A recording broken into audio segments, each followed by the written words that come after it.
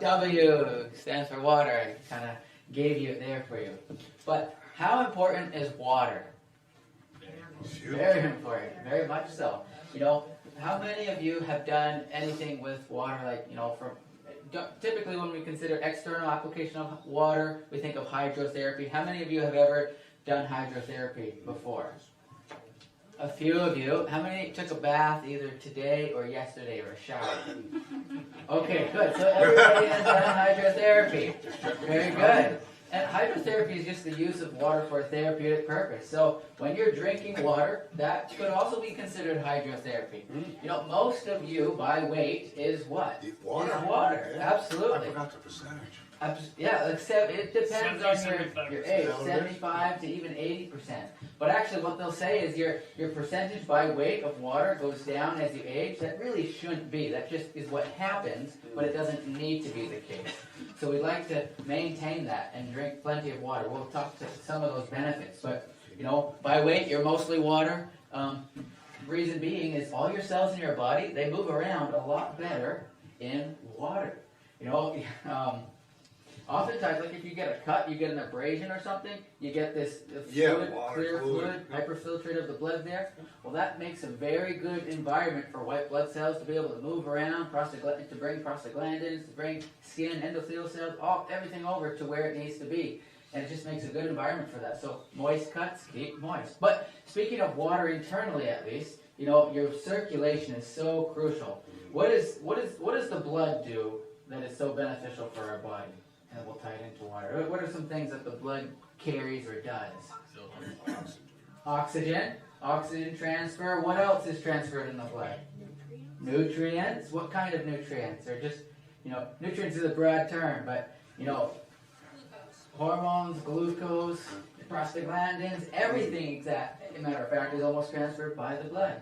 You know, it's like the highway system for our body. If you get a cut, you need to get white blood cells to that area, prostaglandins, whatever. Or if you have an infection, or if you sprain your ankle, you need swelling to brace that area and to facilitate healing. But all of that circulation is facilitated by the blood vessels, but then also enhanced by being less viscous. Viscous is a fancy word for just being sticky and thick. So honey would be an example of a viscous liquid or viscous substance, okay? But when you heat up honey, what does it turn into? More liquid, right? Well, we can change the state or the viscosity of our blood two ways: by adding heat or by dilution, by adding water.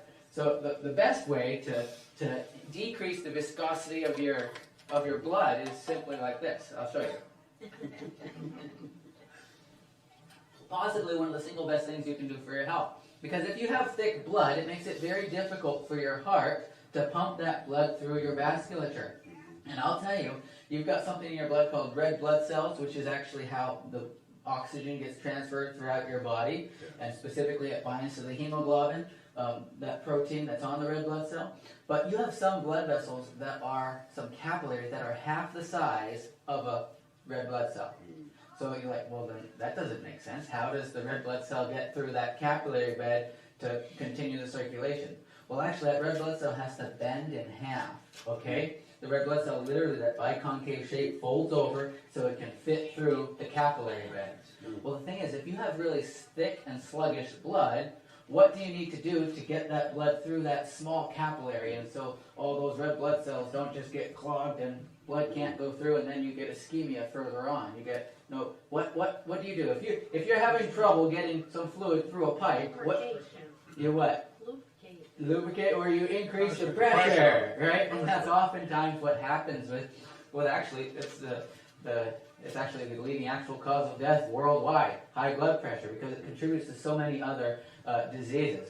But that's exactly what happens. We increase the pressure, but all that pressure exerts or exacerbates the problem on every single organ in your body, because the pressure you increase in one place, or you can't just increase the pressure in one place, you increase it systemically. So those tiny capillaries in your nephrons, in your eyes, in your kidneys, in your brain, it's all being increased. And so those capillaries are only one endothelial cell thick, just one cell thick, and so they can't take a lot of pressure.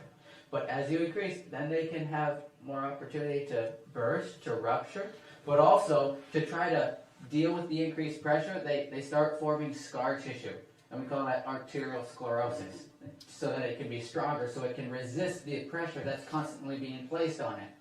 All right, and then you're more prone, you can't actually dilate and constrict very well, and then even then you're more apt to form atherosclerotic plaques because it's easier for fat to bind to it. But we'll get to that later today. But it's all due to having thick blood, by and large. It's the largest cause, because if it's continually hard to pump the blood through the body, well, it's hard on the system, it's hard on the pump.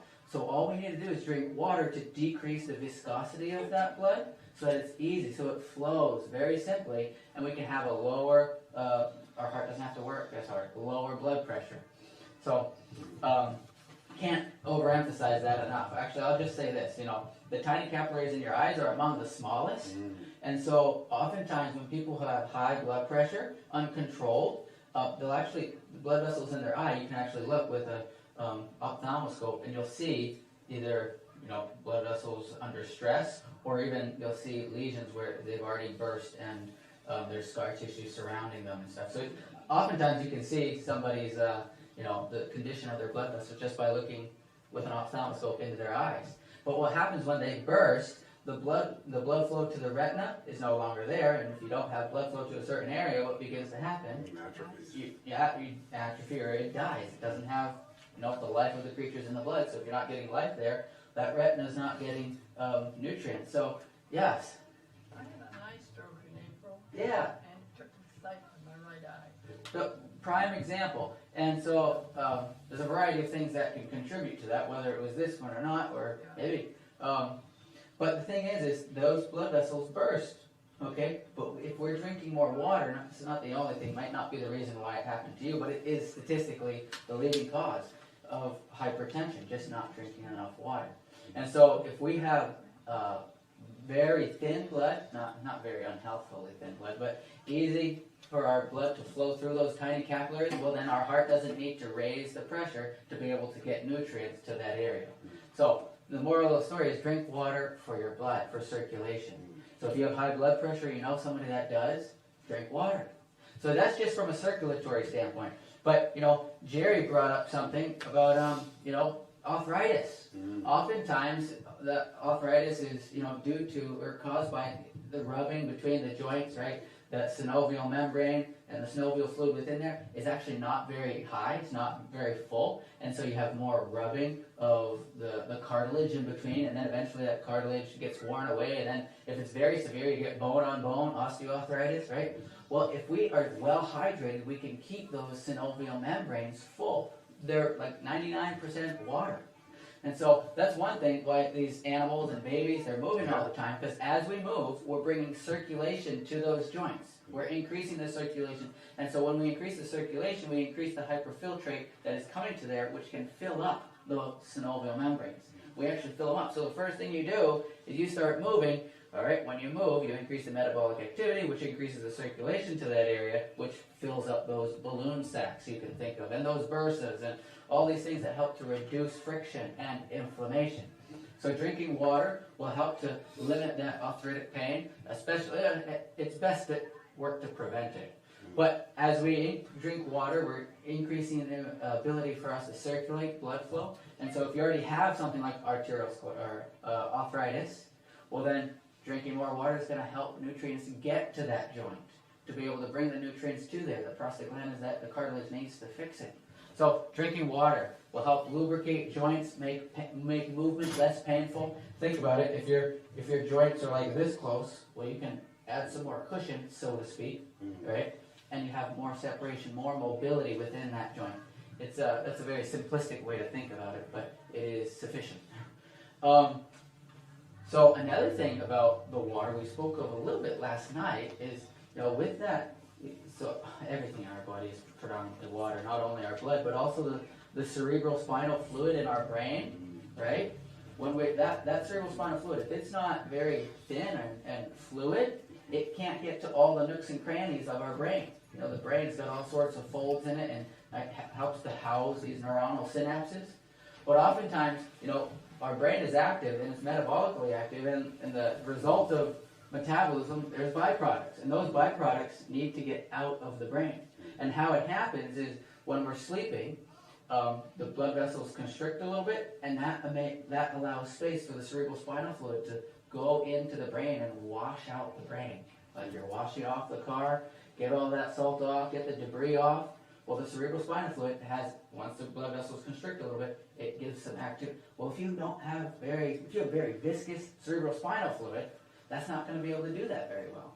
You need those glial cells that help to move that fluid along, and so that's another reason that if you've got this helps best for prevention, but definitely if you have it, definitely staying well hydrated will help to hold off some of the continuation, the progression of that degenerative disease. So just drinking sufficient water to decrease the viscosity overall of all your fluids, and not only that, but to increase the quantity of the fluid. And you don't need to be so worried about overhydrating. That's rarely a problem that people have.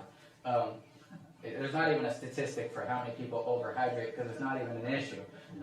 But if you do drink like a couple gallons of water all at once, I don't recommend that. You could die from that. So drink your water all throughout the day. And the average, like what they say, the rule of thumb for how much water you should drink is, half your body weight in ounces to sustain what you do. But if you're exercising, doing a lot of physical labor, you'll probably want to increase that. So half your body weight in ounces. So for in my case, I'm 150, so it'd be 75 ounces for just maintaining. But if I'm working, and obviously if it's environmental factors like it's hot, well then, you need to drink some more to compensate for that. Another rule of thumb is, maybe, check your urine color. Is it clear, and is it preferably white, unless you're taking riboflavin or some B vitamins, which can alter the color of that. But it should be clear, even if it's a neon yellow, because of some vitamin supplementation or other medication. But it should be clear regardless. So clear and white, like water, preferably. So definitely there. And also, this is another thing. The more fluid, this goes back to the blood circulation. The less viscous the blood is, the easier it is for that blood to pass through the nephrons, which we spoke of just briefly last night. The nephrons are actually the filtering unit of the blood. And so if it's very thick and sluggish, it's hard to push through that filter, that colander, that strainer. But if it's more less viscous, more fluid like water, it'll run right through that very nicely and maintain your glomerular filtration rate, which is just the amount of fluid that passes through the nephron. And that needs to stay at a constant to be able to keep up with filtering the blood, cleaning out the blood.